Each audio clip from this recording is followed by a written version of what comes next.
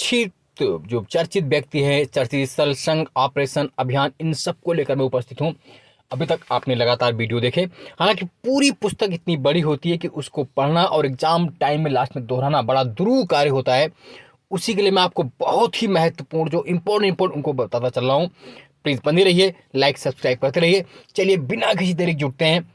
पहला पॉइंट जो है, अजय सिंह स्पाइस जेट के प्रमुख वाणिज्य एवं उद्योग मंडल एसोचैम इंडिया के नए अध्यक्ष के रूप में पदभार ग्रहण किया। किसने? अजय सिंह ने। अगला है, माधव कौशिक क्या चुने गए हैं? माधव कौशिक जी वरिष्ठ साहित्यकार साहित्य अकादमी के अध्यक्ष बने हैं। ये इतने महत्वपूर्ण है, जो महत्वपूर्ण उसको मैं रेड टिक करता चल रहा हूँ। वी आर सुब्रमण्यम नीति आयोग के मुख्य कार्यकारी अधिकारी सीईओ का पदभार ग्रहण करेंगे। इससे पहले कौन थे? परमेश्वरन अय्यर थे। उनके स्थान पर कौन बने? V R Subramanyam. जबकि नीति आयोग के वर्तमान उपाध्यक्ष कौन है? उपाध्यक्ष सुमन बेरी हैं। जो कुछ राज्यपाल या उपराज्यपाल बने हैं वो देख लीजिए। ब्रिगेडियर डॉक्टर बीडी मिश्रा सेवानिवृत्त लद्दाख के, रमेश वैश्य महाराष्ट्र, राजेंद्र विश्वनाथ अर्लेकर बिहार, फागू चौहान मेघालय, ला गणेशन नागालैंड, अनसुईया उइके मणिपुर, विश्वाभूषण हरिचंदन छत्तीसगढ़, एस अब्दुल नजीर आंध्र प्रदेश, गुलाब चंद करारिया असम, शिव प्रताप शुक्ला हिमाचल प्रदेश और CP Radhakrishnan Jharkhand, Lakshman Prasad Acharya Sikkim, lieutenant general केवल त्रिविक्रम परनायक सेवानिवृत्त अरुणाचल प्रदेश। नेक्स्ट, डॉक्टर बालकृष्ण विठलदास दोषी जी, इनका हाल ही में निधन हो गया। प्रसिद्ध वास्तुकार थे और 2018 में इन्हें प्रीतिजगर आर्किटेक्चर प्राइज जीतने वाले पहले भारतीय, साथ ही 2023 में पद्म विभूषण मरणोपरांत सम्मानित किया गया इनको। सुखविंदर सिंह सुक्खू हिमाचल प्रदेश के नए मुख्यमंत्री बने। हिमाचल प्रदेश के नए मुख्यमंत्री कौन? सुखविंदर सिंह सुक्खू। जबकि मुकेश अग्निहोत्री ने उप मुख्यमंत्री के रूप में पद ग्रहण किया। देश के 50वें मुख्य न्यायाधीश कौन बने? न्यायमूर्ति धनंजय यशवंत चंद्रचूड़। जस्टिस धनंजय यशवंत चंद्रचूड़ देश के 50वें मुख्य न्यायाधीश 50 सीजीआई चीफ जस्टिस बने हैं। न्यायमूर्ति ऋतुराज अवस्थी 22वें विधि आयोग के नए अध्यक्ष। न्यायमूर्ति ऋतुराज अवस्थी 22वें 22nd लॉ कमीशन के अध्यक्ष। आर वेंकटरमणी उच्चतम न्यायालय के वरिष्ठ अधिवक्ता हैं। इन्हें देश के नए महान्यायवादी अटॉर्नी जनरल ऑफ इंडिया कौन बने? आर वेंकटरमणी। 3 वर्ष इनका कार्यकाल है। राजू श्रीवास्तव प्रसिद्ध हास्य कलाकार, इनका हाल ही में निधन हो गया था। ये यूपी के कानपुर के रहने वाले थे। नेक्स्ट, एकनाथ शिंदे महाराष्ट्र के 20वें मुख्यमंत्री बने हैं। एकनाथ शिंदे। देवसायम पिल्लई पोप फ्रांसिस द्वारा वेटिकन सिटी के सेंट पीटर्स बेसिलिका में आयोजित एक समारोह में मरणोपरांत संत घोषित हुए। ये उपलब्धि हासिल करने वाले पहले आम भारतीय कौन? देवसायम पिल्लई। इनका जन्म कन्याकुमारी तमिलनाडु में हुआ था। राजीव कुमार देश के 25वें मुख्य निर्वाचन आयुक्त हैं वर्तमान में। Rajiv Kumar chief election commissioner of India हैं और इन्होंने नेपाल के चुनाव में भी अंतर्राष्ट्रीय पर्यवेक्षक के रूप में कार्य किया था, आमंत्रित रहे थे। देखिए अन्य व्यक्ति जो महत्वपूर्ण हो सकते हैं, जस्टिस प्रीतिंकर दिवाकर इलाहाबाद उच्च न्यायालय के नए मुख्य न्यायाधीश के रूप में शपथ ग्रहण। Next, lieutenant general M V Suchin Kumar vice chief of army staff का पदभार ग्रहण किया। न्यायमूर्ति सोनिया गोकानी महत्वपूर्ण जाती है। न्यायमूर्ति सोनिया गोकानी, जस्टिस सोनिया गोकानी गुजरात उच्च न्यायालय की पहली महिला मुख्य न्यायाधीश, the first women CGI of Gujarat high court जो बनी थी, वो 25 फरवरी 2023 को सेवानिवृत्त भी हो गई। गिरीश चंद्र मुर्मू जो कि भारत के कैग है, नियंत्रक महालेखा परीक्षक है, उन्हें जिनेवा स्थित अंतर्राष्ट्रीय श्रम संगठन आईएलओ के वैदेशिक लेखा परीक्षक चुने गए हैं। नेक्स्ट देख लीजिए, अगला जो महत्वपूर्ण हो सकता है, ए शांति कुमारी तेलंगाना की पहली महिला मुख्य सचिव बनी है। ए शांति कुमारी। कुलदीप सिंह पठानिया हिमाचल प्रदेश विधानसभा के नए अध्यक्ष बने हैं। कुलदीप सिंह पठानिया। प्रवीण कुमार श्रीवास्तव देश के कार्यवाहक मुख्य सतर्कता आयुक्त थे, सीवीसी थे। और जो इसमें इंपॉर्टेंट है, हंसराज गंगाराम अहिर राष्ट्रीय पिछड़ा वर्ग आयोग नेशनल कमीशन बैकवर्ड क्लासेस के अध्यक्ष के रूप में हंसराज गंगाराम अहिर को नियुक्त किया गया। राजीव लक्ष्मण करिंदीकर राष्ट्रीय सांख्यिकी आयोग के अध्यक्ष हैं। अरुण गोयल देश के नए चुनाव आयुक्त हैं। मुख्य चुनाव आयुक्त राजीव कुमार है। ये क्या है? चुनाव आयुक्त, मुख्य चुनाव नहीं, चुनाव आयुक्त। नेक्स्ट जो हो सकता है, डॉक्टर सीवी आनंद घोष पश्चिम बंगाल के राज्यपाल। जनरल अनिल चौहान देश के दूसरे chief of defence staff. General Anil Chauhan देश के दूसरे चीफ ऑफ डिफेंस स्टाफ का पदभार ग्रहण किया। देखिए पूरा निचोड़ आपको इसमें मिलेगा, आप बनाए रहिए लगातार, क्योंकि सब पॉइंट आप अगर पढ़ेंगे तो टाइम आपका बेस्ट होता है। वो पॉइंट जो एग्जाम में आ सकते हैं वही यहाँ पर डिस्कस किए जा रहे हैं। अगला है समीर वी कामत, डीआरडीओ के नए अध्यक्ष, रक्षा अनुसंधान विकास संगठन का पदभार ग्रहण किया। नलाथम्बी कलाईसेल्वी सीएसआईआर की पहली महिला महानिदेशक नियुक्त की गई। न्यायमूर्ति रंजना प्रकाश देसाई भारतीय प्रेस परिषद पीसीआई है ना, प्रेस काउंसिल ऑफ इंडिया की नए अध्यक्ष न्यायमूर्ति रंजना प्रकाश देसाई। डॉक्टर मणिक शाह भाजपा के नेता और त्रिपुरा के नए मुख्यमंत्री, 11वें मुख्यमंत्री बने, दूसरी बार बने मणिक शाह जी। अजय कुमार मिश्रा यूपी के नए एडवोकेट जनरल, यूपी के नए महाधिवक्ता। अन्य व्यक्ति की जो चर्चित जिनका डेथ हुआ जो महत्वपूर्ण है, ओम प्रकाश कोहली गुजरात के पूर्व राज्यपाल का निधन हुआ। पंडित विजय कुमार किचलू प्रसिद्ध शास्त्रीय गायक का निधन हुआ। के विश्वनाथ प्रसिद्ध फिल्म निर्माता निर्देशक का निधन। नीलमणि फूकन जूनियर असमिया भाषा के प्रसिद्ध कवि का निधन हुआ। केसरीनाथ त्रिपाठी वरिष्ठ भाजपा नेता एवं पश्चिम बंगाल के पूर्व राज्यपाल, यूपी के 3 बार विधानसभा अध्यक्ष रहे, उनका निधन अभी हाल ही में हुआ। नेक्स्ट तुलसी तांती नवीनीकरण ऊर्जा क्षेत्र की कंपनी सुलजान एनर्जी के संस्थापक और पूर्ण का निधन हुआ। वो भारत के विंड वैन के नाम से फेमस थे। कौन? तुलसी तांती भारत के विंड वैन के नाम से फेमस थे, याद रखिए इस बात को। भजन सोपोरी प्रसिद्ध संतूर वादक का निधन। पंडित शिव कुमार शर्मा प्रसिद्ध संतूर वादक एवं संगीतकार का मुंबई में निधन हुआ। नेक्स्ट देखते हैं किरण नाडार, एचसीएल के संस्थापक शिव नाडार की पत्नी किरण नाडार को फ्रांस के सर्वोच्च नागरिक पुरस्कार light of the legion of honour से सम्मानित किया गया। नवीन जिंदल को university of Texas and Texas USA द्वारा लाइफ टाइम अचीवमेंट अवार्ड से सम्मानित किया गया। रतन टाटा को ऑस्ट्रेलिया भारत संबंधों में विशेष योगदान देने हेतु ऑस्ट्रेलिया का ऑर्डर ऑफ ऑस्ट्रेलिया पुरस्कार सम्मानित। ऑर्डर ऑफ ऑस्ट्रेलिया सम्मानित कौन? रतन टाटा जी। सुरेखा यादव एशिया की पहली महिला लोको पायलट, हाल ही में semi high speed train Vande Bharat express train चलाने वाली पहली महिला ड्राइवर सुरेखा यादव महाराष्ट्र से हैं। डॉक्टर महेंद्र कुमार मिश्रा जी को यूनेस्को के अंतर्राष्ट्रीय मातृभाषा पुरस्कार से सम्मानित किया गया। रुचिरा कंबोज, अभी हाल ही में क्वेश्चन आया भी था पीसीएसजे में, संयुक्त राष्ट्र के सामाजिक विकास आयोग के 62वें सत्र की अध्यक्ष चुनी गई, Ruchira Kamboj. Next Ayushmann Khurrana UNICEF India के नए राजदूत। अगला कैप्टन शिवा चौहान, बहुत महत्वपूर्ण बात है। कैप्टन शिवा चौहान भारतीय थल सेना द्वारा विश्व के सबसे ऊंचे युद्ध क्षेत्र सियाचिन में तैनात होने वाली पहली महिला अधिकारी। सियाचिन में तैनात होने वाली पहली महिला अधिकारी कैप्टन शिवा चौहान। केवी सुब्रमण्यम प्रसिद्ध अर्थशास्त्री भारत सरकार के हैं और इन्हें अंतर्राष्ट्रीय मुद्रा कोष IMF के नए कार्यकारी निदेशक नियुक्त हुआ। IMF के प्रसून जोशी उत्तराखंड के ब्रांड एम्बेसडर। दीपा मलिक भारत की पहली पैरालंपिक पदक विजेता था। भारत की पैरालंपिक समिति की अध्यक्ष बनाई गई दीपा मलिक, जिन्हें टीबी मुक्त अभियान की राष्ट्रीय दूत बनाए गए। अगला डॉक्टर शंकर सुब्रमण्यम के आदित्य L1 मिशन के प्रमुख वैज्ञानिक नामित हुए। नेक्स्ट है अमिताभ कांत, नीति आयोग के पूर्व CEO, G20 में भारत के शेरपा हैं अमिताभ कांत। कैप्टन अभिलाषा बराक भारतीय सेना की पहली लड़ाकू एविएटर बनी, कैप्टन अभिलाषा बराक। डॉक्टर जफरुल्लाह चौधरी बांग्लादेश के जाने माने मुक्त संग्राम सेनानी और जन स्वास्थ्य कार्यकर्ता का निधन हुआ। उन्हें 1985 रेमन मैग्सेसे पुरस्कार तथा बयान में राइट लाइवलीहुड पुरस्कार से सम्मानित किया गया था।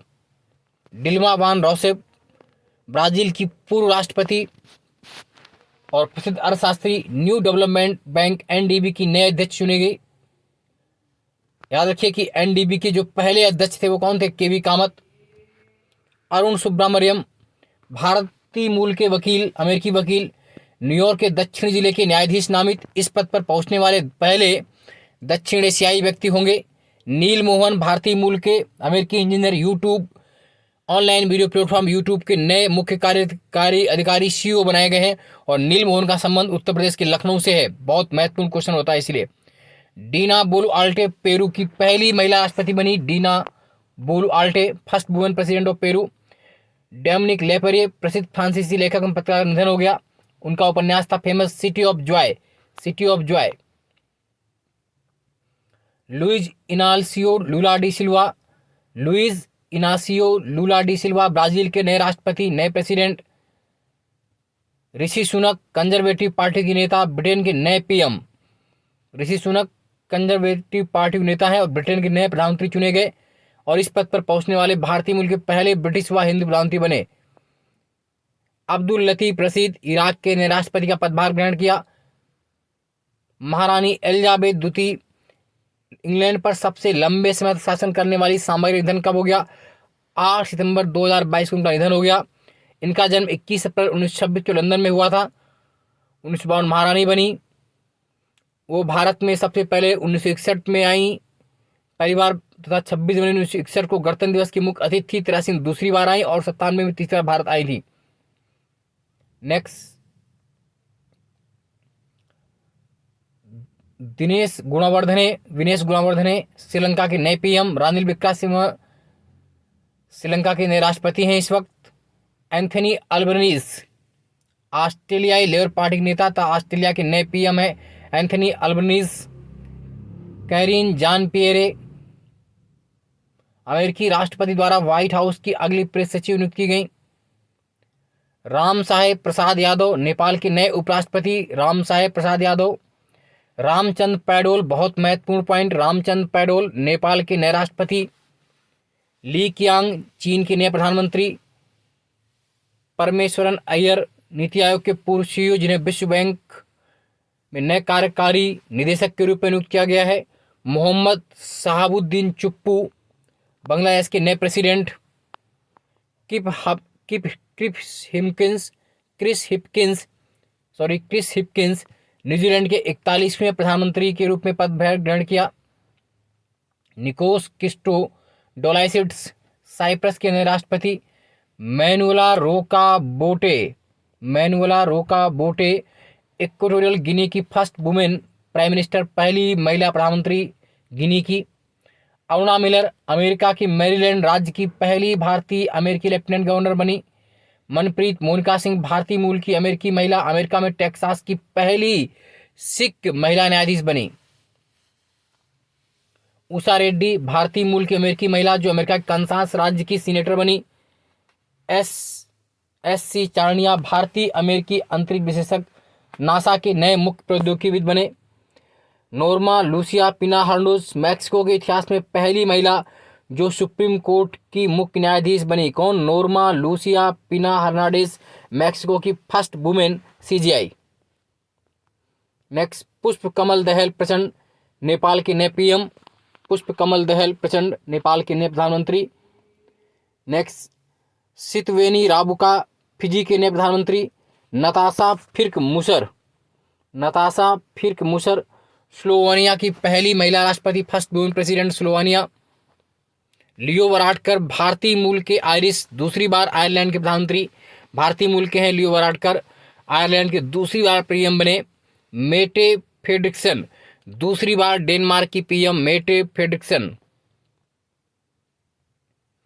जनरल आसिम मुनीर पाकिस्तानी खुफिया एजेंसी आईएसआई के नए पूर्व सेना प्रमुख थे जिन्होंने नए सेना प्रमुख का पदभार ग्रहण किया। जनरल आसिम मुनीर पाकिस्तान के नए सेना प्रमुख बने, नए सेना प्रमुख, न्यू आर्मी चीफ।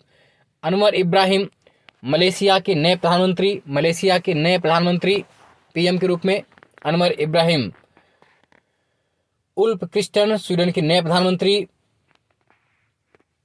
क्वासा कारोसी, बहुत महत्वपूर्ण, कसावा कारोसी हंगरी के राजनयिक, संयुक्त राष्ट्र महासभा के 77वें सत्र के अध्यक्ष हैं, 77वें सत्र के अध्यक्ष। इंदरमित गिल विश्व बैंक समूह के मुख्य अर्थशास्त्री का पदभार ग्रहण किया। नेक्स्ट, शेख मोहम्मद बिन जायद अल नहयान संयुक्त अरब अमीरात के राष्ट्रपति के रूप में पदभार ग्रहण। अगला जो बहुत महत्वपूर्ण पॉइंट और भी देख लेते हैं कुछ जो इसमें चर्चा में है। निक्की हेली भारतीय मूल की अमेरिकी राजनेता और संयुक्त राष्ट्र में पूर्व अमेरिकी दूत, अमेरिका के राष्ट्रपति पद के चुनाव में दावेदारों की घोषणा की। डेविड मालपास विश्व बैंक समूह के अध्यक्ष, अपने पद से रिजाइन कर दिया, उन्होंने इस्तीफा दे दिया। मारिया ब्रांसास स्पेन की नागरिक, विश्व की सबसे उम्रदराज महिला के तौर पर थी, इनका भी निधन हो गया। नहीं सॉरी, सर्वाधिक उम्रदराज महिला हैं ये, अभी तक 115 वर्ष 321 दिन की, निधन नहीं हुआ अभी इनका। केविन मैकार्थी रिपब्लिकन पार्टी के नेता, अमेरिकी संसद के निचले सदन हाउस ऑफ रिप्रेजेंटेटिव्स के अध्यक्ष बने। सिस्टर आंद्रे फ्रांस की नागरिकता इतिहास में दर्ज विश्व की सबसे चौथी उम्रदराज महिला का निधन हुआ इनका। 118 वर्ष 43 दिन की थी ये सिस्टर आंद्रे फ्रांस की। नेक्स्ट है अमर सिंह, भारतीय मूल के ऑस्ट्रेलियाई नागरिक, 2023 में New South Wales Australian of order years से सम्मानित। नेक्स्ट जो बेंजामिन नेतन्याहू इजराइल के नए पीएम बने। अगला देखते हैं भगवानी देवी, चर्चित खेल व्यक्तित्व में 95 वर्षीय हरियाणा की एथलीट हैं, जिन्होंने टोरन पोलैंड में संपन्न 9वीं world masters athletics indoor championship 2003 में 3 स्वर्ण पदक जीते, और वो भी 55 वर्ष की अवस्था में। गजब, जब एक सलाम है इनकी प्रतिभा को, इनसे आप कुछ सीख सकते हैं। रानी रामपाल, राष्ट्रीय महिला हॉकी टीम की स्टार खिलाड़ी, भारतीय खेल इतिहास में पहली बार महिला हॉकी खिलाड़ी के नाम पर स्टेडियम का नाम रखा गया। कहाँ पर? MCM रायबरेली उत्तर प्रदेश में। तो ये जो स्टेडियम बना है Uttar Pradesh, Rani girls hockey turf Raebareli UP. Next Belinda Clark, ऑस्ट्रेलियाई महिला क्रिकेट टीम की पूर्व खिलाड़ी तथा कप्तान, जिनकी की कांस्य प्रतिमा का अनावरण सिडनी में किया गया। वो पहली महिला क्रिकेटर हैं जिनकी मूर्ति स्थापित की गई है। पेले और ब्लैक पर्ल के नाम से मशहूर ब्राजील के महानतम फुटबॉल खिलाड़ी, पेले का पूरा नाम था एडसन अरांतेस डो नेसिमोंटो, जिनका अभी हाल ही में 82 वर्ष की अवस्था में निधन हो गया। पेले फुटबॉल के महान प्लेयर थे ब्राजील के, उन्हें ब्लैक पर्ल भी जानते थे, ब्लैक पर्ल के नाम से भी जानते थे, बहुत बार क्वेश्चन आया हुआ है इन पर। इन्हें 20वीं सदी में महानतम फुटबॉल खिलाड़ी जो 2 घोषित किए गए, उनमें पेले और डियागो मैराडोना अर्जेंटीना के। प्रणव शर्मा, भारतीय कराटे खिलाड़ी, इन्होंने इंडोनेशिया के जकार्ता में आयोजित WKF कराटे सीरीज में स्वर्ण पदक जीतकर इतिहास रच दिया। MC मैरी कॉम और अंचत शरत कमल, ओलंपिक पदक विजेता महिला मुक्केबाज। MC मैरी कॉम को भारतीय ओलंपिक संघ के एथलीट आयोग का अध्यक्ष चुना गया है। अध्यक्ष किसे? MC मैरी कॉम को, जबकि अंचत शरत कमल को उपाध्यक्ष। सूर्य कुमार यादव, ICC की पुरुष T20 रैंकिंग में पहला स्थान हासिल करने वाले दूसरे भारतीय, इससे पहले विराट कोहली थे। झूलन गोस्वामी, 39 वर्षीय भारतीय महिला तेज गेंदबाज, जिन्होंने कि अंतर्राष्ट्रीय क्रिकेट से संन्यास ले लिया है, और वो वनडे में विश्व की सर्वाधिक विकेट 255 विकेट लेने वाली पहली महिला खिलाड़ी हैं।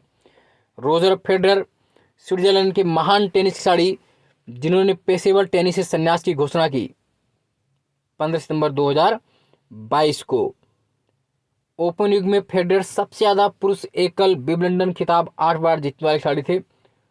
अपने करियर में उन्होंने कुल 20 ग्रैंड स्लैम एकल खिताब जीते, 8 विंबलडन, 6 ऑस्ट्रेलियन, 5 US और 1 फ्रेंच। अगला विनेश फोगाट, विश्व कुश्ती चैंपियनशिप में 2 पदक जीतने वाली पहली भारतीय महिला पहलवान। नीरज चोपड़ा भारतीय भाला फेंक एथलीट है, जिन्हें एक तो स्विट्जरलैंड का राजदूत के साथ ही सबसे बड़ी बात यह है, लुसाने डायमंड लीग में भाला फेंक स्पर्धा में अगस्त प्रथम स्थान पर रहे। और जो महत्वपूर्ण व्यक्ति वो देखिए, सलीम दुर्रानी, पूर्व भारतीय हरफनमौला क्रिकेटर का निधन हो गया, जिनका जन्म कहाँ हुआ था? महत्वपूर्ण, अफगानिस्तान में हुआ था। अर्जुन अवार्ड 1961 में पाने वाले पहले क्रिकेटर थे। अगला है NR विघ्नेश, भारतीय शतरंज खिलाड़ी, भारत के 80वें ग्रैंड मास्टर बन गए हैं। कौन? NR विघ्नेश, 80वें grandmaster. Next M Pranesh, ये 16 वर्षीय तमिलनाडु शतरंज खिलाड़ी हैं, और ये भारत के 79वें ग्रैंड मास्टर बन गए थे, 71। रोहित शर्मा, बतौर कप्तान टेस्ट क्रिकेट में अपना पहला शतक लगाया, और क्रिकेट के तीनों प्रारूप में शतक बनाने वाले पहले भारतीय कप्तान रोहित शर्मा। नेक्स्ट देख लीजिए जो महत्वपूर्ण हो सकता है, आदित्य मित्तल 17वें शतरंज ग्रैंड मास्टर बन गए थे। पीटी ऊषा बहुत महत्वपूर्ण है। पीटी ऊषा भारत की पूर्व विख्यात धाविका, निर्विरोध भारतीय ओलंपिक संघ आईओए की अध्यक्ष चुन ली गई हैं। मीराबाई चानू भारत की महिला भारोत्तोलक जिन्होंने कि कोलंबिया में आयोजित विश्व चैंपियनशिप भार में स्पर्धा में रजत पदक जीता। नेक्स्ट देख लीजिए जो, और मोहम्मद तैयब इकराम को एशियाई हॉकी महासंघ जो के सीईओ थे, जिन्हें अंतर्राष्ट्रीय हॉकी महासंघ का नया अध्यक्ष चुना गया। अध्यक्ष किसे? मोहम्मद तैयब इकराम। रोजर बिन्नी आप सब जानते हैं, पूर्व क्रिकेटर थे रोजर बिन्नी, पूर्व भारतीय क्रिकेटर, जिन्हें बीसीसीआई का 36वां अध्यक्ष चुना गया है। 36वां अध्यक्ष चुना गया है। कौन सा? 36वां। हरमनप्रीत सिंह भारतीय हॉकी खिलाड़ी, लगातार दूसरी बार पुरुष वर्ग में FIS player of the year चुना गया है। FIS player of the year Harmanpreet Singh. Felice Albers Netherlands की पहली महिला हॉकी खिलाड़ी जिन्हें FIS player of the year चुना गया। दिलीप तिर्की जिन्हें हॉकी इंडिया का अध्यक्ष चुना गया, पूर्व भारतीय हॉकी खिलाड़ी जिन्हें हॉकी इंडिया का अध्यक्ष चुना गया है। नेक्स्ट विश्वनाथन आनंद जिन्हें अंतर्राष्ट्रीय शतरंज महासंघ FIDE के उपाध्यक्ष के रूप में चुना गया है। उपाध्यक्ष के रूप में चुना गया है। मोहम्मद शमी भारतीय तेज गेंदबाज, वनडे में सबसे तेज 150 विकेट लेने वाले भारतीय खिलाड़ी बन गए 80 मैचों में। विजय अमृतराज पूर्व भारतीय टेनिस खिलाड़ी, अंतर्राष्ट्रीय tennis hall of fame international tennis federation द्वारा गोल्डन अचीवमेंट अवार्ड से सम्मानित किया गया। किसे? विजय अमृतराज को, है ना। तो ये महत्वपूर्ण आपके पॉइंट हैं, लगातार बने रहिए, जुटे रहिए, क्योंकि अंततः आपको सफल होना है। दिन बहुत कम बचे हुए, आप समय व्यर्थ मत करिए। करत करत अभ्यास के जड़वंत हो सुजान रसरी आवत जात तसिल पर परत निशान, है ना। तो आप तो फिर जीवित और सजग और अपने आप को जानने वाले ही व्यक्ति हैं। साहस, लगन, धैर्य यही सफलता की कड़ी है। प्रमुख घटनाक्रम मौद्रिक नीति बजट 2023-24 की देखिए क्या है। 6 अप्रैल 2023 को RBI गवर्नर शक्तिकांत दास की अध्यक्षता वाली मौद्रिक नीति समिति MPC और मौद्रिक नीति बजट 2023-24 जारी किया गया। मॉनेटरी पॉलिसी स्टेटमेंट जारी किया गया। उल्लेखनीय है कि RBI द्वारा विगत 10 वर्षों में मई 2022 से 2023 तक लगातार 6 बार रेपो दर में वृद्धि करने का निर्णय, जो इस बार की मौद्रिक नीति अपरिवर्तित रहा। प्रमुख दरें क्या हैं इस वक्त देख लीजिए मौद्रिक नीति में।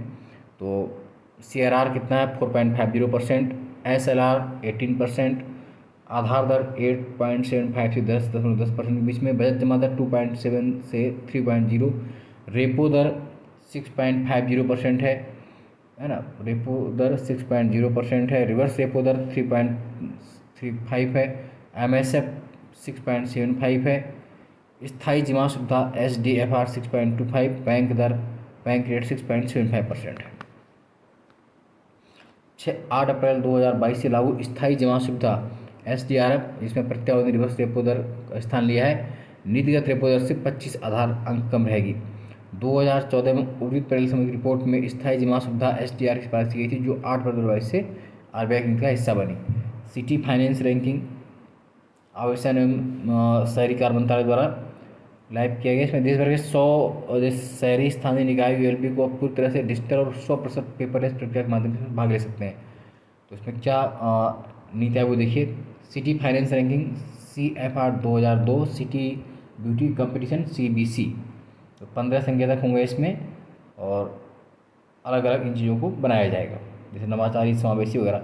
भारत का पहला म्यूनिसिपल बॉन्ड इंडेक्स 24 फरवरी 2023 को NSE इंडियंस लिमिटेड द्वारा देश के पहले municipal bond index Nifty India municipal bond index को लॉन्च किया गया। यह इंडेक्स परिपक्वता के दौरान भारतीय नगर निगमों द्वारा जारी किए गए म्यूनिसिपल बॉन्ड की प्रदर्शन को ट्रैक करेगा और निवेश क्रेडिट देगा। Paytm payments bank UPI light launch करने वाला पहला बैंक। फरवरी 2023 में Paytm payments bank UPI light शुरू करने वाला देश का पहला प्लेटफॉर्म बना। UPI लाइट भुगतान करने पिन दर्ज किए बिना 200 रुपये तक की त्वरित और निर्बाध लेन देन को सक्षम बनाता है UPI लाइट। फिर नेक्स्ट है उत्कर्ष 2। 30 दिसंबर 2022 को भारतीय reserve bank RBI governor Shaktikanta Das द्वारा भारतीय रिजर्व बैंक की 2022 से 23 से 25 की अवधि मध्यम अवधि कार्य नीति रूपरेखा मीडियम टर्म स्ट्रेटजी फ्रेमवर्क उत्कर्ष 2.0 को लॉन्च किया गया। उल्लेखनीय कि मध्यम अवधि की कार्य नीति रूपरेखा उत्कर्ष 2022 का पहला संस्करण जो कि 2019-22 की अवधि में था, लोकार्पण 2019 में किया गया था। उत्कर्ष 2.2 का उद्देश्य जनता का बैंक में विश्वास और बैंक की विश्वसनीयता को संवर्धित करना है। इसके 6 विजन हैं, 6 पॉइंट दिए गए हैं। उत्कर्ष का मूल उद्देश्य क्या है कि विकास के ध्येय में ध्यान रखते हुए मौद्रिक वित्तीय स्थिरता को बढ़ावा देना तथा प्रभावी व समावेशी वित्तीय प्रणाली सुनिश्चित करना। अगला है इंडिया स्किल्स रिपोर्ट। दिसंबर 2022 में इंडिया स्किल्स रिपोर्ट 2023 जारी की गई, 10वां संस्करण है। इसमें क्या है, ये रिपोर्ट के अनुसार समग्र नियोजनीयता ओवरऑल एम्प्लॉयबिलिटी में वृद्धि दर्ज की गई है। वर्ष 2022 के 46.2% से बढ़कर 2023 में 50.83% के स्तर पर पहुँच गई है। रिपोर्ट के अनुसार नियोजनीय प्रतिभा के संदर्भ में बीकॉम शीर्ष पर रहा, जबकि एमबीए दूसरे तथा बी.फार्मा तीसरे स्थान पर रहा। 2023 में सर्वाधिक नियोजन कहाँ रहे? महाराष्ट्र, कर्नाटक और दिल्ली एनसीआर। महाराष्ट्र, कर्नाटक और दिल्ली एनसीआर। उच्चतम नियोजनीयता में 5 जो शीर्ष राज्य केंद्र आए हैं, तो हाईएस्ट एम्प्लॉयबिलिटी कहाँ पर? यूपी, महाराष्ट्र, दिल्ली, आंध्र, राजस्थान। शीर्ष 5 शहर जो हैं मुंबई, लखनऊ, मंगलोर, नई दिल्ली, पुणे। मुंबई, लखनऊ, मंगलोर, नई दिल्ली, पुणे। रिपोर्ट के अनुसार कार्य सहभागिता में 67% योगदान किसका है? पुरुषों का है, जबकि 33% योगदान किसका रहा है? महिलाओं का। रोजगार योग्य महिलाओं में सर्वाधिक प्रतिशतता कहाँ? राजस्थान में है, नंबर 2 पर यूपी है। रोजगार योग्य प्रतिभा की उच्चतम सांद्रता गाजियाबाद में 75% है ना, जबकि महिलाओं की रोजगार योग्य प्रतिभा सर्वाधिक कहाँ? तिरुपति में है। 2023 में पुरुष तथा महिला उम्मीदवारों में बंगलुरु शहर सबसे पसंदीदा शहर बना हुआ। कौन? बंगलुरु। 2023 की तुलना में रिपोर्ट के मुताबिक महिलाओं की नियोजनता पुरुषों की तुलना में अधिक रही है। पुरुष नियोजनता 47.2%, महिला 52.8%। मातृ मृत्यु अनुपात 30 नवंबर 2022 जारी किए गए, तो मैटरनल मोर्टिलिटी रेशियो MMR में उल्लेखनीय गिरावट दर्ज की गई। 2014-16 के 130 प्रति लाख जीवित जन्म की तुलना में घटकर कितना रह गया? आंकड़े बहुत ही महत्वपूर्ण हैं। 2018-20 में 97 प्रति लाख जीवित जन्म पर हो गया है MMR। सतत विकास लक्ष्य SDG हासिल करने वाले राज्यों की संख्या उत्कृष्ट प्रगति हुई है। ये पूर्व के 6 राज्यों की तुलना में बढ़कर 8 राज्य हो गया। केरल 19, महाराष्ट्र 33, तेलंगाना 43, आंध्र 45, तमिलनाडु 54, झारखंड 56, गुजरात 57 था, कर्नाटक 69 हो गए। मातृ मृत्यु अनुपात था मातृ मृत्यु के आंकड़े 2018-20 में, तो देखिए आंकड़े क्या कह रहे हैं। भारत में मातृ मृत्यु अनुपात कितना है?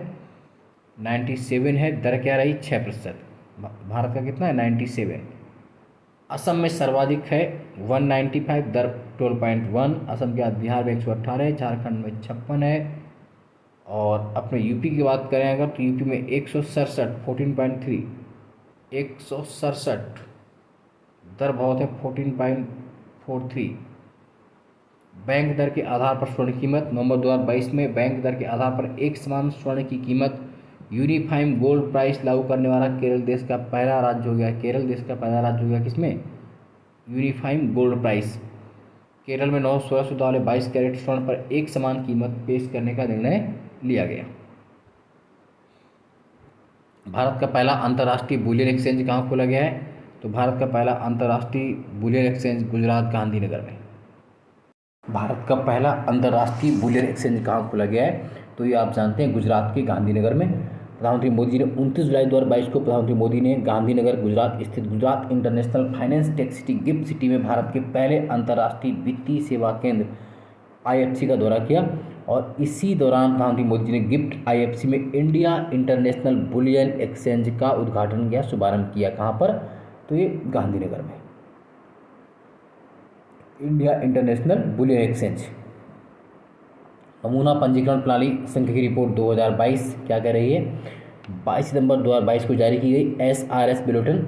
इसके तहत मृत्यु दर, संकेतक और प्रजनन क्षमता में संबंधित आंकड़े प्रस्तुत किए गए। 2020 के दौरान राष्ट्रीय स्तर पर अशोधित जन्म दर 19.5% क्रूड बर्थ रेट रही। अशोधित जन्म दर जो 2019 की तुलना में 0.2 अंक की गिरावट प्रदर्शित करती है, जबकि सर्वाधिक अशोधित जन्म दर कहाँ पर रही? बिहार में 25.5 अधिकतम था, केरल में 13.2 न्यूनतम। सर्वाधिक बिहार में अशोधित जन्म दर, न्यूनतम केरल में रही। जबकि डेथ रेट की बात करें, अशोधित मृत्यु दर क्रूड डेथ रेट 2020 के संदर्भ में देश में कितनी रही? 6%। कितनी रही? 6% रही। राष्ट्रीय स्तर पर छत्तीसगढ़ में सर्वाधिक है 7.9, जबकि दिल्ली में न्यूनतम 3.6% न्यूनतम दर्ज की गई। रिपोर्ट के अनुसार शिशु मृत्यु दर में भी 2 अंकों की गिरावट दर्ज की गई। 2020 में राष्ट्रीय स्तर पर शिशु मृत्यु दर कितनी रही? 28 रही।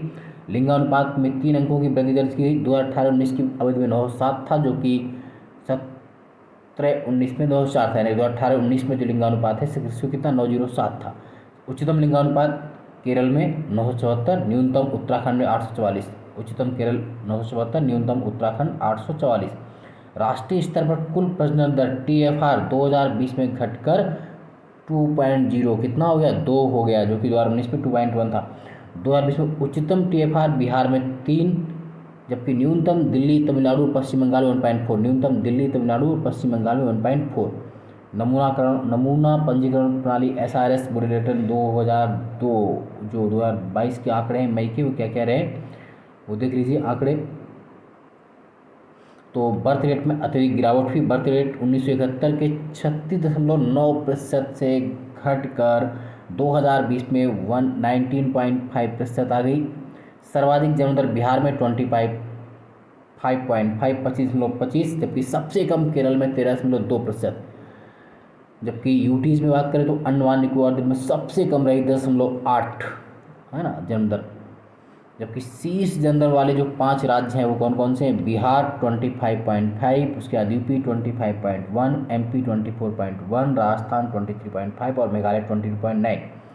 न्यूनतम अंडमान निकोबार द्वीप समूह 10.8, गोवा 12.1, नागालैंड 12.5, त्रिपुरा 12.6 और चंडीगढ़ 12.9। राष्ट्रीय स्तर पर मृत्यु में काफ़ी कमी आई। 1971 के 49 पॉइंट प्रति हज़ार से गिरकर 2020 में 6 प्रति हज़ार मृत्यु दर हो गई। जबकि राज्यों में बात करें सर्वाधिक सबसे कम जो रही दिल्ली में 3.6, जबकि सबसे अधिक छत्तीसगढ़ में 7.9। 2020 में शीर्ष 5 मृत्यु वाले राज्य कौन कौन से रहे? छत्तीसगढ़ 7.9, उड़ीसा 7.3, पंजाब 7.2, केरल 7, हिमाचल 6.8।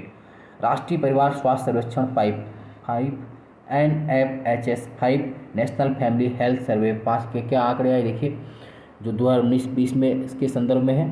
तो इसमें प्रमुख निष्कर्ष ये हैं। भारत ने जनसंख्या नियंत्रण में उल्लेखनीय प्रगति की है। जो TFR NFH और NFH के मध्य 2.2 से घटकर 2 हो गया है। कितना हो गया है? TFR 2.0 हो गया है। और भारत में सिर्फ 5 राज्यों में प्रजनन क्षमता प्रतिस्थापन दर रिप्लेसमेंट लेवल ऑफ फर्टिलिटी 2.1 से अधिक है। तो 5 राज्यों कौन कौन से हैं? सर्वाधिक बिहार में 2.98, फिर Meghalaya 2.91, UP 2.35, Jharkhand 2.26, Manipur 2.17।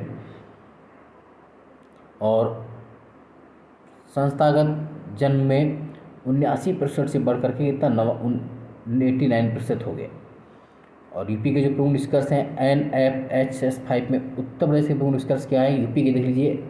National family health survey 5 में उत्तर प्रदेश के जो प्रमुख निष्कर्ष हैं वो ये है।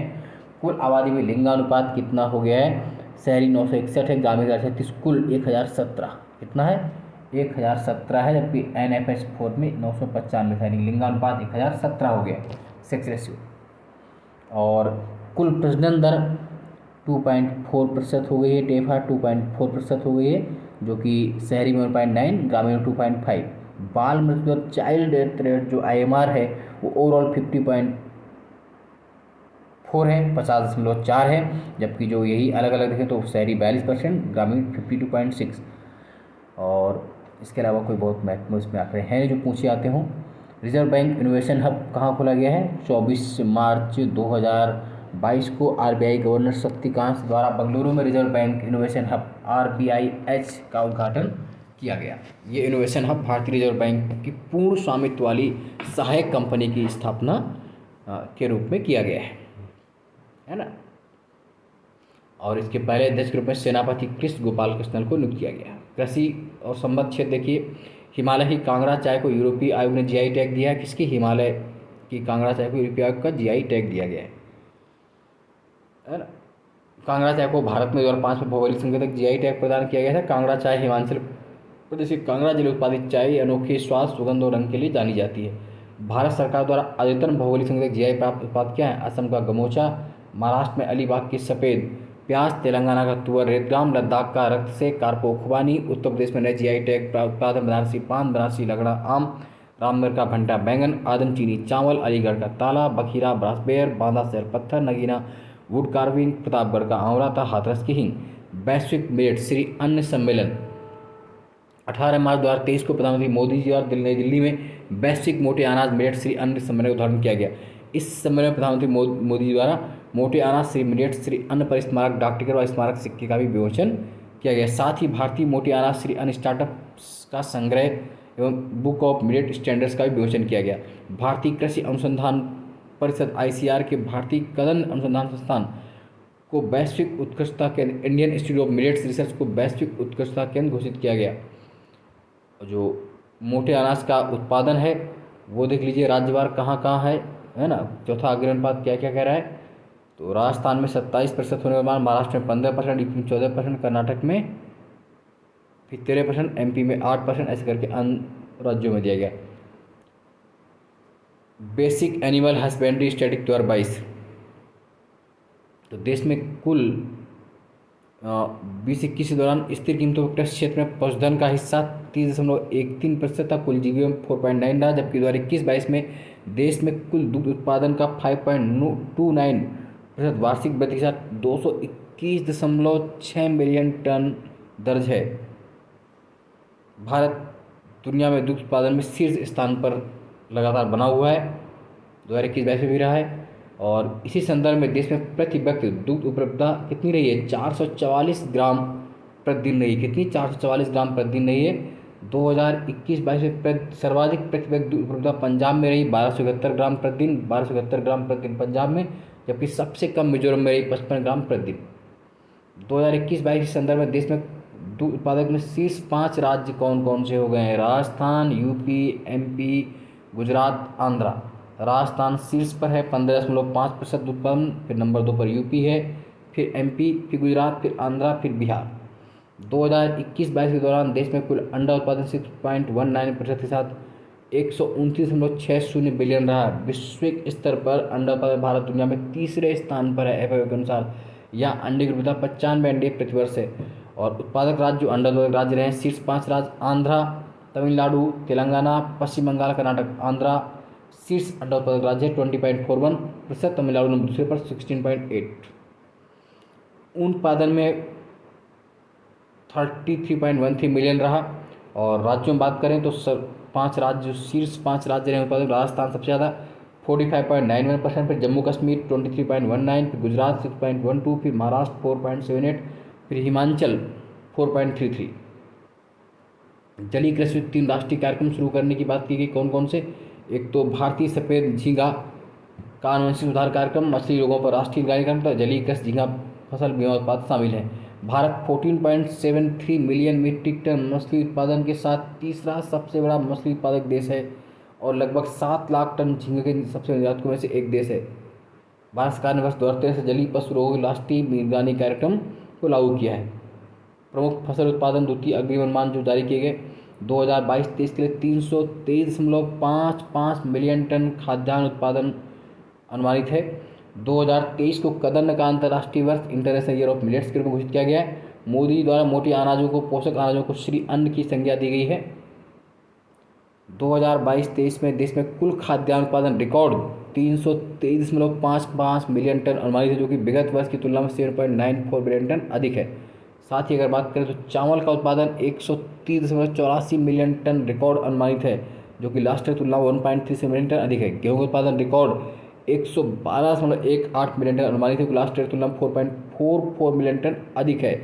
श्री अन्न पोषक अनाज का उत्पादन 52.73 मिलियन टन अनुमानित है, जो कि लास्ट ईयर की तुलना में 1.63 मिलियन अधिक है। दलहन उत्पादन 27.81 मिलियन टन अनुमानित है।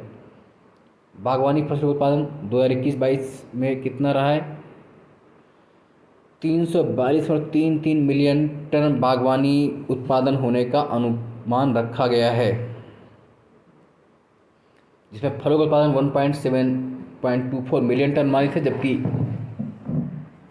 सब्जियों का जो अनुमान है वो कितना है 204.84 मिलियन टन अनुमानित है। एशियाई पाम ऑयल गठबंधन सितंबर 2022 में ग्लोबल इंडिया सम्मेलन 2022 का आयोजन आगरा यूपी में हुआ, जहां पर विश्व के अग्रणी खाद्य तेल और कृषि व्यापार सम्मेलन के पुरस्कारों में से एक एशिया के 5 प्रमुख पाम ऑयल उत्पादक देशों में शीर्ष खाद्य तेल उद्योग संघ का गठन किया गया। इस 5 देशों में भारत, पाकिस्तान, श्रीलंका, बांग्लादेश और नेपाल शामिल हैं। इस पेरिस आम सभा का आयोजन भारत आगरा में हुए ग्लोबल शिखर सम्मेलन के दौरान किया गया।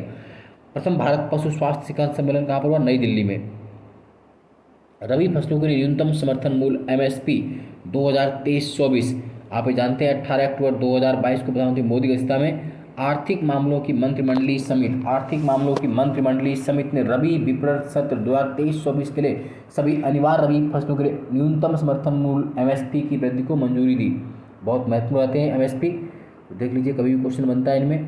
तो देखिए सबसे पहले गेहूं की बात करते हैं, तो 2023-24 के लिए 2125 पहले 2015 था, अब कितना 2125, 110 की वृद्धि की गई, तो 2125 रुपये। जौ के लिए 1735, चना 5335, मसूर 6000, रेड सरसों के लिए 5450। मेन जो है वो गेहूँ वीट का है, कितना 2125 रुपये 2023-24 के लिए MSP घोषित किया गया है। भारत चीनी का सबसे बड़ा उत्पादक एवं उपभोक्ता है, ध्यान रखिए इस बात को। अक्टूबर 2022 के जो आंकड़े आए उसके हिसाब से भारत चीनी का सबसे बड़ा उत्पादक है और उपभोक्ता है, तथा चीनी निर्यात में भी दूसरे स्थान पर पहुंच गया है। भारत अब विश्व में चीनी का सबसे बड़ा उत्पादक, उपभोक्ता तथा दूसरा सबसे बड़ा निर्यातक देश बन गया है। विश्व वन स्थिति रिपोर्ट 2022 2 मई 2022 को जारी की गई FAO द्वारा। ये सियोल में जारी की गई, दक्षिण कोरिया में 15वें विश्व वानिकी कांग्रेस के दौरान। इसके अनुसार पृथ्वी के कुल क्षेत्रफल के 31% भाग पर वन है, कितने 31% भाग पर वन है। इसका विस्तार 4.6 बिलियन हेक्टेयर क्षेत्र में है, परंतु वनों के क्षेत्रफल में कमी आ रही। खरीफ फसलों का न्यूनतम समर्थन मूल्य जो था तो आप जानते हैं कितना रखा गया है, देख लीजिए। धान जो सामान्य धान है 2022-23 के लिए 2040 और धान किस्म में 2060, मतलब 2022-23 के लिए धान का राइस का पैडी का MSP था सामान्य धान 2040, जबकि धान किस्म में 2060। और तो बाकी बहुत इंपॉर्टेंट नहीं। उद्योग क्षेत्र, कच्चे इस्पात का उत्पादन वर्ल्ड स्टील एसोसिएशन ने जारी किया, कितना है मार्च 2023 में वर्ल्ड स्टील एसोसिएशन द्वारा जारी अद्यतन आंकड़ों के अनुसार कच्चे स्टील, क्रूड स्टील उत्पादन में चीन शीर्ष बना हुआ, तथा भारत और जापान क्रमशः दूसरे और तीसरे स्थान पर। चीन पहले स्थान पर है 1017.96 मिलियन, दूसरे पर भारत है 125.07 मिलियन टन, तीसरे पर जापान, चौथे पर अमेरिका है। शीर्ष 5 उत्पादक देश है, नंबर 5 में रूस है। देश का पहला ग्रीन स्टील बॉन्ड जारी किया गया है दिसंबर 2022 में। नागरिक उड्डयन इस्पात मंत्री ज्योतिरादित्य सिंधिया द्वारा दिल्ली में भारत का पहला हरित इस्पात bond green steel bond Kalyani Ferresta launch किया गया। अपनी तरह के इस पहले स्टील का निर्माण पुणे स्थित स्टील कंपनी कल्याणी समूह द्वारा स्टील निर्माण में अक्षय ऊर्जा संसाधनों का उपयोग किया गया है, जिससे पर्यावरण में जीरो कार्बन फुटप्रिंट की स्थिति रहेगी। भारत विश्व की 5वीं सबसे बड़ी अर्थव्यवस्था तथा स्टील का दूसरा सबसे बड़ा उत्पादक देश है। यूपी ग्लोबल इन्वेस्टर समिट 2023 10 से 12 फरवरी 2023 के बीच यूपी ग्लोबल इन्वेस्टमेंट का आयोजन लखनऊ में किया गया, जिसके तहत ग्लोबल ट्रेड शो था इन्वेस्ट यूपी 2.0 लॉन्च किया गया। इसके तहत यूपी को अगले 5 वर्षों में $1 ट्रिलियन की अर्थव्यवस्था बनाने का लक्ष्य रखा गया है। वहीं इन्वेस्ट यूपी 2.0 के तहत लगभग इस वर्ष 33.5 लाख करोड़ रुपए का निवेश प्रस्ताव प्राप्त हुआ। 33.50 लाख करोड़ रुपए का निवेश प्रस्ताव प्राप्त हुआ है। सर्वाधिक निवेश प्रस्ताव पश्चिमी यूपी को कुल निवेश का लगभग 45% गया हुआ है, पूर्वांचल को 29%, दूसरे स्थान पर पूर्वांचल रहा है ना। वाराणसी को लगभग 1.3 से 75% निवेश प्रस्ताव, जबकि गोरखपुर को 5.93 प्रस्ताव प्राप्त हुआ पूर्वांचल का। मध्यांचल तथा बुंदेलखंड दोनों को कुल का 13% प्राप्त हुआ है। बुंदेलखंड क्षेत्र में सर्वाधिक निवेश प्रस्ताव झांसी को प्राप्त हुआ है। क्षेत्रवार में देखा जाए सर्वाधिक नवीनीकरण ऊर्जा क्षेत्र को दिया गया है। यूपी ग्लोबल इन्वेस्टर समिट में 40 देशों की सहभागिता रही, कितने 40 देशों की सहभागिता रही, और 10 देशों Netherlands, Denmark, Singapore, Japan, South Korea, Australia, Italy, UAE, UK, Mauritius सहयोगी देश के रूप में शामिल रहे। नेक्स्ट देख लीजिए, ब्रांड फाइनेंस ग्लोबल 500 2023 जनवरी 2023 में विश्व की अग्रणी ब्रांड मूल्यांकन परामर्शदाता company brand finance global 500 2023 report जारी की, जिसमें शीर्ष 3 ब्रांड है दुनिया के Amazon, America retail Apple America tech, Google America media. Ranking में भारत के 12 ब्रांड के साथ 7वें स्थान पर रहा, जिनका है ना 7 कौन रहे, सबसे बड़ा जो ब्रांड भारत का रहा इसमें टाटा समूह। कौन सा रहा? टाटा समूह। फिर दूसरा LIC। विश्व के 5 सर्वश्रेष्ठ हवाई अड्डे चुने गए। पहला है हमद अंतर्राष्ट्रीय हवाई अड्डा कतर, दूसरा टोक्यो जापान, तीसरा सिंगापुर, चौथा टोक्यो, पांचवा इंचियोन साउथ कोरिया। अवार्ड्स की सूची में 4 भारतीय हवाई अड्डों को शामिल किया गया 100 सर्वश्रेष्ठ सूची में, जो 4 इंडियन शामिल हैं। दिल्ली का इंदिरा गांधी एयरपोर्ट 37वें स्थान पर, बेंगलुरु का एम्पेगोड़ा 61, हैदराबाद का राजीव गांधी 63वें स्थान पर, मुंबई का छत्रपति शिवाजी 65वें स्थान पर। उत्तर प्रदेश इलेक्ट्रिक वाहन नीति 2022 जारी की गई। इलेक्ट्रिक वाहन नीति 5 वर्षों प्रभावी रहेगी। इस दौरान यूपी में खरीदे गए पंजीकृत सभी श्रेणियों के इलेक्ट्रिक वाहनों पर 100% रोड टैक्स एवं पंजीकरण शुल्क में छूट प्रदान की जाएगी। लीड्स 2022 13 अक्टूबर 2022 को केंद्रीय वाणिज्य एवं उद्योग मंत्री पीयूष गोयल ने लीड्स 2022 सर्वेक्षण रिपोर्ट जारी की। इसमें क्या क्या है? तो लीड्स राज्यों में ग्रेडिंग दी गई। स्थल रुद्र राज्यों में अचीवर श्रेणी में उत्तराखंड, हिमाचल, हरियाणा, पंजाब, यूपी आपका अचीवर श्रेणी में शामिल है, रखना अचीवर श्रेणी में शामिल है, ये बहुत महत्वपूर्ण है। फास्ट मूवर्स में MP राजस्थान, एस्पायरस में बिहार, छत्तीसगढ़, झारखंड। तो ये एक पॉइंट बन जाता है आपका। राष्ट्रीय लॉजिस्टिकल पॉलिसी 2022 जारी की गई मोदी जी के द्वारा। ये नीति PM गतिशक्त राष्ट्रीय मास्टर प्लान की पूरक है। इस नीति का जो लक्ष्य है बेसिक क्या है? 2030 तक विश्व मानकों की तुलना में भारत में लॉजिस्टिक की लागत में कटौती करना, 2030 तक विश्व के शीर्ष 25 देशों में शामिल होना, ये इसकी है ना। REC को महारत्न का दर्जा, अगला पॉइंट 21 सितंबर 2022 को भारत सरकार द्वारा REC को महारत्न का दर्जा दिया गया। REC को महारत्न का दर्जा प्राप्त होने के बाद महारत्न कंपनी की कुल संख्या कितनी हो गई? 12 हो गई। कौन कौन सी? भारत हेवी इलेक्ट्रिक लिमिटेड भेल, Bharat petroleum corporation limited BPCL, coal India limited CIL, GAIL India limited GAIL, Indian oil corporation limited IOCL, NTPC limited NTPC, oil natural gas corporation limited ONGC, steel authority of India limited SAIL, power grid corporation of India limited PGCIL, Hindustan petroleum corporation limited HPCL, power finance corporation limited PFC, REC limited. Navratna company संख्या अभी कितनी है? 12 है। कितनी है? नवरत्न कंपनियाँ कितनी है? 12। और महारत्न भी कितनी हो गई है? 12। ग्लोबल स्टार्टअप इकोसिस्टम इंडेक्स 2022 जारी किया जून 2022 में। तो भारत की रैंकिंग कितनी? 19वीं हो गई है ग्लोबल स्टार्टअप में। जबकि नंबर 1 पर कौन सा देश है वो देख लीजिए। USA नंबर 1 पर है। USA, UK, Israel, Canada, Sweden, और इंडिया 19वें स्थान पर। शीर्ष जो 5 शहर है: सैन फ्रांसिस्को USA, न्यूयॉर्क USA, London UK, Los Angeles USA और बोस्टन एरिया USA। सूचकांक में शामिल विश्व के 1000 शहरों में भारत के 37 शहरों को स्थान प्राप्त हुआ। इनमें से 3 शहर को शीर्ष 20 शामिल किया गया। बेंगलुरु 8वां, नई दिल्ली 13वां, मुंबई 17वां। वर्ल्ड इकोनॉमिक आउटलुक अप्रैल 2023 में जारी किया गया। तो इसके अनुसार क्या कहा गया है कि 2022 के लिए भारतीय अर्थव्यवस्था की दर 6.8, जबकि 2023 में 5.9, 24 में 6.3 रहेगी। भारत की सबसे मूल्यवान हस्तियां जो जारी की गई उसके अनुसार सबसे मूल्यवान हस्ती कौन चुने गए? रणवीर सिंह 181 साथ में शीर्ष पर हैं, और उन्होंने भारतीय क्रिकेट विराट कोहली को पीछे छोड़ दिया है ना। विराट कोहली को पीछे छोड़ दिया किसने? रणवीर सिंह नंबर 1 पर है। जबकि आलिया भट्ट चौथे स्थान पर है, सबसे मूल्यवान महिला सेलिब्रिटी है, याद रखें इस बात को। और इसमें अगला जो पॉइंट हो सकता है, वैश्विक प्रेशर पर विश्व बैंक की रिपोर्ट जो आई 2022 में 30 नवंबर 2022 को जारी की गई। माइग्रेशन एंड डेवलपमेंट रिपोर्ट 37, ये रिपोर्ट जलवायु परिवर्तन पर केंद्रित है।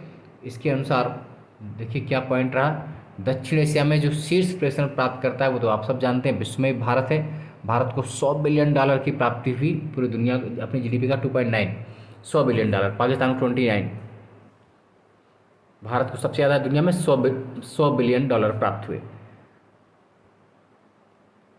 उसके बाद अगला देख लेते हैं जो पॉइंट है, विश्व निवेश रिपोर्ट 2022 9 जून 2022 को जारी की गई। अक्टान के द्वारा जारी की गई विश्व निवेश रिपोर्ट 2022। विश्व निवेश रिपोर्ट 2022 का केंद्रीय विषय अंतर्राष्ट्रीय कर सुधार एवं सतत निवेश। तो इसमें क्या क्या पॉइंट रहे वो देख लीजिए। मेन पॉइंट जो है वो ये है कि निवेश में प्रत्यक्ष विदेशी निवेश अंतरप्रवाह दर द्वारा कि भारत विश्व में 7वें स्थान पर रहा है, 7वें स्थान पर रहा है। देखिए शीर्ष 3 अर्थव्यवस्था है। FDI अंतरप्रवाह सबसे ज़्यादा कहाँ हुआ है? तो यूएसए, चाइना और हांगकांग, यूएसए, चाइना, हांगकांग। और परिप्रवाह कहाँ से हुआ सबसे ज़्यादा? यूएसए से, फिर जर्मनी से और फिर जापान से। अब ग्लोबल जो आपके वैश्विक सूचकांक है, इंडिकेटर, उनकी बात कर लेते हैं। ग्लोबल इंडिकेटर, तो विश्व की अरबपति सूची 2023 जारी की गई। तो फोर्ब्स 4 अप्रैल 2023 को अमेरिकी बिजनेस पत्रिका फोर्ब्स द्वारा विश्व की अरबपति सूची 2023 जारी की गई। इस सूची में 2640 अरबपतियों को शामिल किया। कितने? 2640 2640 अरबपतियों को शामिल किया गया, जबकि 2022 की सूची में 2668 अरबपति शामिल थे। तो इसमें शुद्ध संपत्ति भारत में $2 ट्रिलियन के बराबर है। तो फोर्ब्स की विश्व की अरबपतियों सूची 2023 में शीर्ष 3 अरबपति कौन कौन है? नंबर 1 पर जो है आपका बर्नार्ड अर्नाल्ड एंड फैमिली, फिर एलन मस्क, जो बोजेस। और भारत की बात करें तो मुकेश अंबानी 9वें रैंक पर है, गौतम अडानी 24वें रैंक पर, शिव नारायण 55वें। सूची में सबसे अमीर भारतीय महिला अरबपति कौन है? महिला जो है वो सावित्री जिंदल है। भारतीय अरबपतियों में से 6वें स्थान पर था, समग्र रैंकिंग में 94वें स्थान पर। ह्यूरन ग्लोबल डिसीज 2023 में जो 21 मार्च 2023 जारी की गई, इस सूची में मुकेश अंबानी शीर्ष 10 में शामिल 9वें स्थान पर है। विश्व के शीर्ष 3 अरबपति कौन है? बर्नार्ड अर्नाल्ड फ्रांस के, एलन मस्क टेस्ला यूएसए के, फिर बर्टेज एंड फ्यूड फैमिली हर्मेस फ्रांस के। ह्यूरन ग्लोबल 500 सूची 2022 जो जारी की गई 9 दिसंबर 2022 को, इसमें 500 सर्वाधिक मूल्यवान निजी क्षेत्र की कंपनियों की सूची है।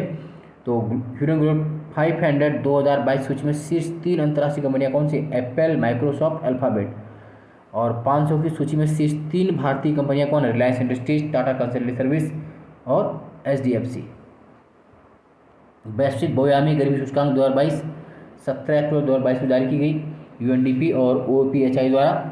Global multi dimensional poverty index 2022 वर्ष 2022 में वैश्विक बहुआयामी गरीबी सूचकांक के तहत विश्व के विकासशील क्षेत्र में 111 देशों के रहने वाले 6.1 बिलियन लोगों को आच्छादित किया गया। इस 6.1 बिलियन आबादी में 1.2 बिलियन आबादी 19.1% लोग बहुआयामी गरीबी से ग्रसित दुनिया में 19.1। ये संख्या $1.90 प्रतिदिन की आय पर जीवन यापन करने वाले व्यक्तियों की तुलना में लगभग दोगुनी है ना। उल्लेखनीय है कि अंतर्राष्ट्रीय स्तर पर गरीबी प्रभावित करने के लिए $1.90 प्रतिदिन से कम आय वालों को शामिल किया जाता है। तो देख लीजिए इसमें क्या है, बहुआयामी गरीब लोगों की 83% जनसंख्या कहाँ पर रहती है? उप सहारा अफ्रीका और दक्षिण एशिया में। उप सहारा अफ्रीका में लगभग 579 मिलियन, दक्षिण एशिया में 385 मिलियन। लगभग 83% गरीब जनसंख्या ग्रामीण क्षेत्रों में, जबकि 70% शहरी क्षेत्रों में रहती है। 3 दक्षिण एशियाई देश बांग्लादेश, भारत और नेपाल अपने एमपीआई मूल्य में सबसे तेजी से कमी करने वाले 20 देशों में शामिल है। भारत ने विगत 15 वर्षों में 2005-06 से 2019-21 के मध्य लगभग 415 मिलियन लोगों को बहुआयामी गरीबी से बाहर निकाला है, जिसमें 140 मिलियन लोगों को 2015-16 से 19-20 के मध्य, जबकि 75 मिलियन लोगों को 2005-06 से 2015-16 के मध्य गरीबी से बाहर निकाला। भारत का एमपीआई मूल्य 2005-06 के 0.283 से घटकर 2015 में 0.122 तो 2019-21 में 0.069 रह गया है। भारत में बहुआयामी गरीबी की स्थिति निवास कर लोगों की संख्या जो 645 में 7 मिलियन 55.1% थी, वो घट करके कितनी रह गई है अब 19-21 में? 16.4%, 16.4% रह गई। भारत के शहरी क्षेत्रों में 5.5% गरीबी की तुलना में ग्रामीण क्षेत्रों में गरीबी का प्रतिशत 21.2% है। और विश्व में गरीबों की सर्वाधिक जनसंख्या कहाँ पर है? भारत में 228.9 मिलियन। सर्वाधिक बहुआयामी गरीबी वाले शीर्ष 5 राज्य कौन है भारत में? तो सर्वाधिक गरीबी वाले 5 राज्य, बिहार है नंबर 1 पर 50.91 बिहार का, झारखंड, यूपी नंबर 3 पर है 37.79, चौथे पर एमपी, 5वें पर मेघालय। केरल सबसे कम बहुआयामी गरीब जनसंख्या वाला राज्य है 0.71। यूपी की स्थिति, यूपी में सर्वाधिक जो बहुआयामी गरीबी है, यूपी की 37.79 बहुआयामी जनसंख्या है। और यूपी की अगर बात कर लें तो सर्वाधिक बहुआयामी गरीबी वाले जिले कौन है? श्रावस्ती, बहराइच है ना, सबसे ज़्यादा श्रावस्ती है, फिर बहराइच, फिर बलरामपुर, खीरी, गोंडा, सबसे ज़्यादा श्रावस्ती। न्यूनतम बहुआयामी गरीबी वाला जिला कौन सा है? लखनऊ 12.16, लखनऊ, कानपुर नगर, फिर गौतम बुद्ध नगर। तो ये पॉइंट यहाँ पर आपके लिए बहुत महत्वपूर्ण हो जाते हैं। बहुआयामी गरीबी सूचकांक SDG 1 के अंतर्गत लक्ष्य पहला क्या है कि 2030 तक विश्व से गरीबी को संपूर्णतः सभी रूपों में समाप्त करना है। SDG 1 को प्राप्त करने की दिशा में हो रही प्रगति को मापने के लिए वैश्विक बहुआयामी गरीबी सूचकांक एक साधन है। ये 10 संकेतकों पर मापी जाती है। किस पर? 10 पॉइंट होते हैं इसमें। पोषण, बाल मृत्यु दर, स्वास्थ्य में, शिक्षा में, स्कूल शिक्षा, स्कूल उपस्थित। उसके बाद जीवन स्तर में 6 होते हैं: ईंधन, स्वच्छता, शुद्ध पेयजल, विद्युत, घर और संपत्ति। अगला है मानव विकास रिपोर्ट 2021-22, 8 सितंबर 2022 को जारी की गई मानव विकास report, human development report UNDP द्वारा एसडीआई। तो इस रिपोर्ट में देखिए कुल कितने देश शामिल किए गए, 191 देशों को शामिल किया गया इसमें रिपोर्ट में, और 191 देशों में संपूर्ण विश्व का संयुक्त रूप से मानव विकास सूचकांक 0.732 है, 732 है, जो कि 2019 की तुलना में कमी है। सबसे दयनीय स्थिति जो दक्षिण सूडान की, जो 191 रैंकिंग पर है, फिर चार्ट 190 पर है, और सर्वोच्च जो मानव विकास है वो किसका है, आइसलैंड, आइसलैंड के बाद नॉर्वे, नॉर्वे के बाद डेनमार्क, और नंबर 1 पर आइसलैंड है, फिर नॉर्वे, फिर डेनमार्क तीसरे पर है। सर्वोच्च मानव विकास सूचकांक कहाँ का, आइसलैंड का, सबसे कम कहाँ का है, तो आप बता पाएंगे वो दक्षिण सूडान का है। और असमानता के कारण एसडीआई मूल्य में 19.4% कमी आई है। मानव विकास सूचकांक में अगर बात करें हम लोग अपने भारत की, तो भारत की रैंकिंग क्या रही है वो देख लीजिए। भारत मध्यम मानव विकास वाले स्थिति में है, 132वीं रैंक है भारत की, 0.633 के साथ 132वीं रैंक। महिलाओं और पुरुषों के बीच सर्वाधिक असमानता वाले देश क्रमशः Yemen, Papua New Guinea, Nigeria रहे हैं, है ना। 2021 में भारत में जन्म के समय जीवन प्रत्याशा 67.2 वर्ष रही, स्कूल अवधि औसत वर्ष 6.7 ये रहे, प्रति व्यक्ति आय जो रही $6,590 रही, सकल राष्ट्रीय आय। असमानता 0.47 है ना। तो ये भारत के कुछ पॉइंट रहे। अब फॉर्च्यून ग्लोबल 500 सूची 2022 की जो थी, उसमें 500 जो कंपनियां थी, तो उसमें अमेरिकी रिटेल कंपनी वॉलमार्ट शीर्ष पर थी। कुल 9 भारतीय कंपनियां शामिल थी इसमें, Bharatiya Jeevan Bima Nigam, Reliance Industries, Indian Oil Corporation, ONGC, Bharatiya State Bank, Bharat petroleum, Tata Motors, Tata Steel और राजेश एक्सपोर्टर्स। अब बात करते हैं वैज्ञानिक परिदृश्य की। तो इसरो का RLV-LAX मिशन, इसरो का RLV-LAX मिशन क्या था, 2 अप्रैल 2023 को इसरो द्वारा दोबारा उपयोग में लाए जा सकने वाले प्रक्षेपण यान का स्वतः लैंडिंग मिशन, है ना, को सफलतापूर्वक प्रक्षेपित किया गया।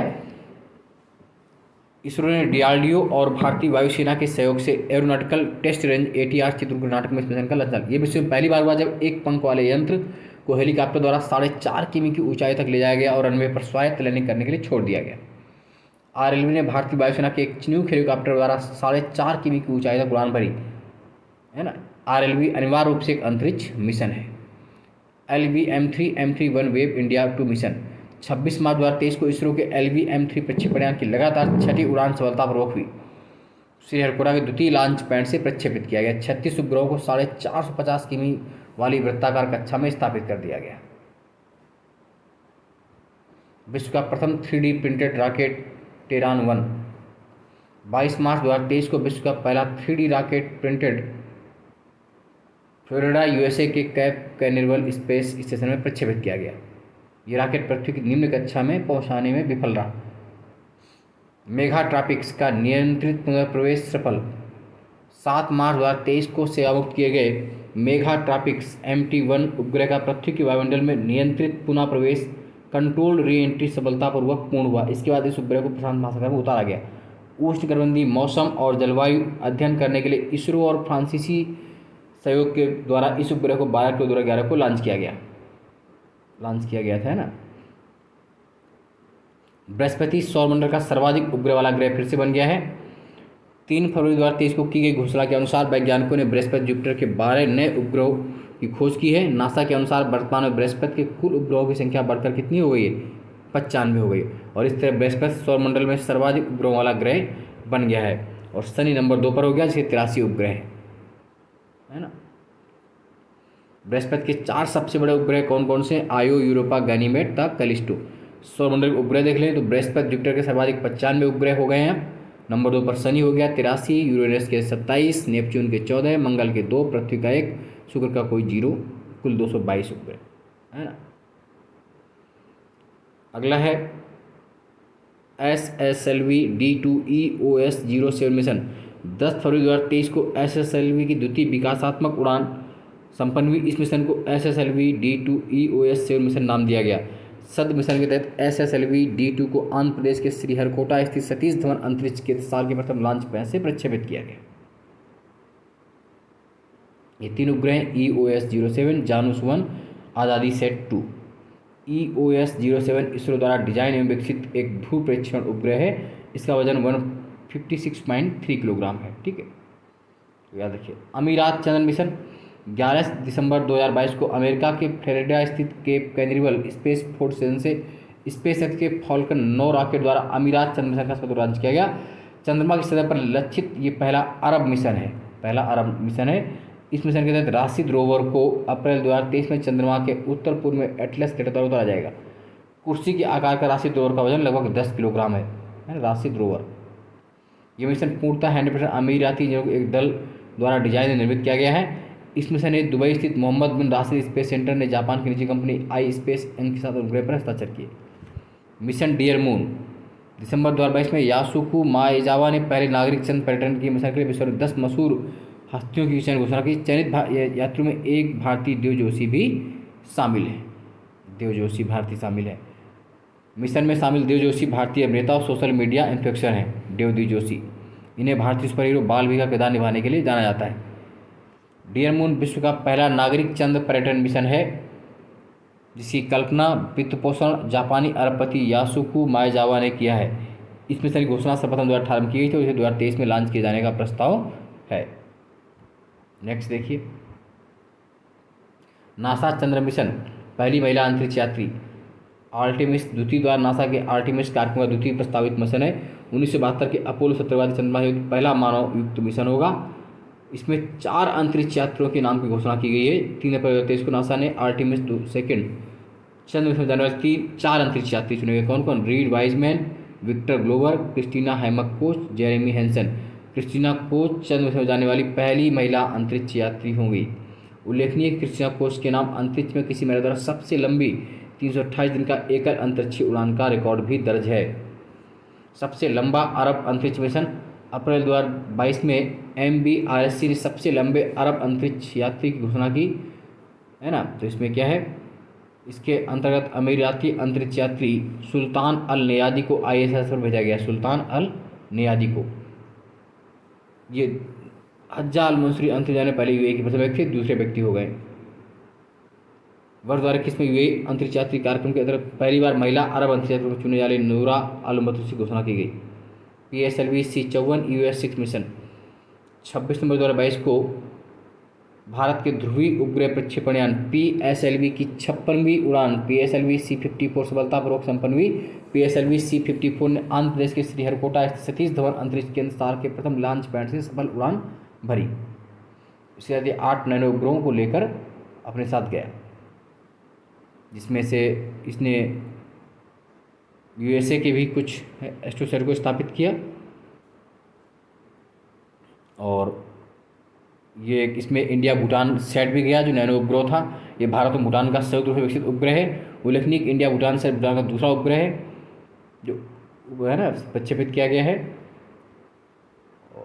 विक्रम S भारत का पहला निजी प्रक्षेपण यान। अगला 18 नवंबर 2022 को विक्रम S रॉकेट का प्रक्षेपण सफलतापूर्वक संपन्न हुआ। इस रॉकेट का प्रक्षेपण आंध्र प्रदेश के श्रीहरिकोटा स्थित सतीश धवन अंतरिक्ष केंद्र सार के साउंडिंग रॉकेट प्रक्षेपण परिसर से किया गया। नीचे थोड़ा डिजाइन निर्मित किसी रॉकेट का यह भारत में प्रथम प्रक्षेपण यान था। विक्रम S अपने साथ 3 पेलोड लेकर गया, जिसमें एक विदेशी ग्राहक का पेलोड भी शामिल है। लगभग 2.5 किलोग्राम वजनी फन सेट Bharat, America, UAE, Malaysia, Singapore तथा इंडोनेशिया के 100 से अधिक छात्रों द्वारा तैयार किया गया। विक्रम S का भारत का प्रथम निजी प्रक्षेपण यान, और इसका नाम आप जानते हैं विक्रम S है ना, किसका नाम रखा? डॉक्टर विक्रम साराभाई के नाम पर रखा गया है। LMV-3 web India mission Satish Dhawan से लॉन्च किया। बहुत महत्वपूर्ण पॉइंट नहीं है, तो जो पॉइंट बहुत महत्वपूर्ण उन्हीं को हम लोग देख रहे हैं यहाँ पर। PSLV-C53 जो उड़ान थी 30 नवंबर 2022 को सफलतापूर्वक सतीश धवन अंतरिक्ष केंद्र श्रीहरिकोटा से की गई। और इसमें अमेजनिया एक mission new space India limited द्वारा वाणिज्यिक मिशन था। और इसमें सिंगापुर के 3 उपग्रहों को लेकर भी गया था। और इसमें 1-2 और पॉइंट देख लीजिए हम क्या हैं जो महत्वपूर्ण हो सकते हैं सिंगापुर के अलावा। इस मिशन के तहत इसरो ने उपग्रहों को स्थापित करने के लिए रॉकेट के चौथे चरण में सक्रिय कर उपयोगिता का प्रदर्शन किया।